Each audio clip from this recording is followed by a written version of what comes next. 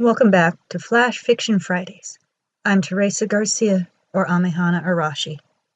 Today's story is a longer flash fiction centering around Empress Raikou and Emperor Horin of Ibexia, long after their political marriage to unite the peoples of their empire and stop civil war.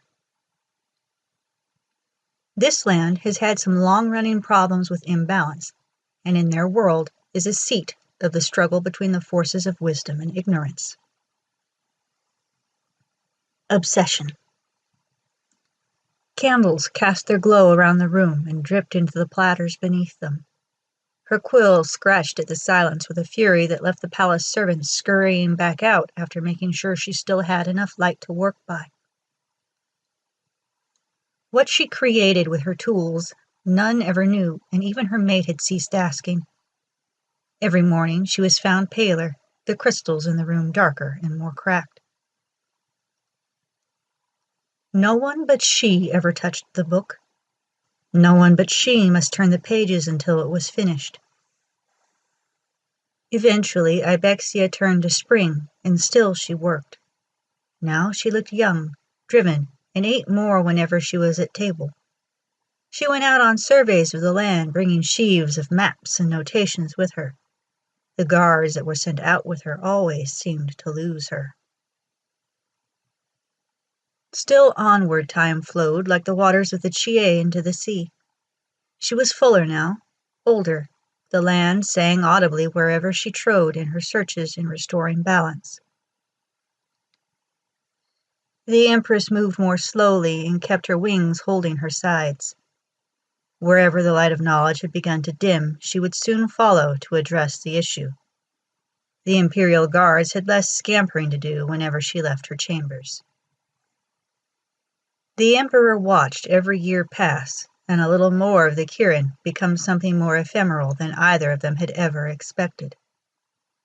He often thought back to the day that they had discovered the crystal key and the beginning of her descent into obsession. Every year he grew older and more at a loss as to how to help her, the way a younger Raikou had saved him. Fall came and went with her usual disappearance into the cave of origin suspiciously plump, and emergence once more slender but somehow older. He held her on the rare times she came to his chambers after, and hoped that this would be the year she would explain what her binding to the land had done to her. This year was not that year.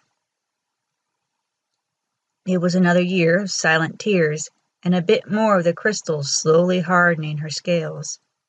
Another year of furious scribblings that he would hear through the door of her office, while he waited on her bed in her chambers, hoping she would come rest. Restoring that fountain may have solved the drought, but in bringing the fountain of knowledge back, perhaps they also should have expected the darker sides of knowledge. How much time did he have left? And how much was left in him? And that was obsession. I hope that you're enjoying these short stories and flash fictions. If you enjoy them, please consider liking, subscribing, sharing, maybe visiting on my Patreon. You can also find me on DeviantArt and in several other places. Until next time, happy reading.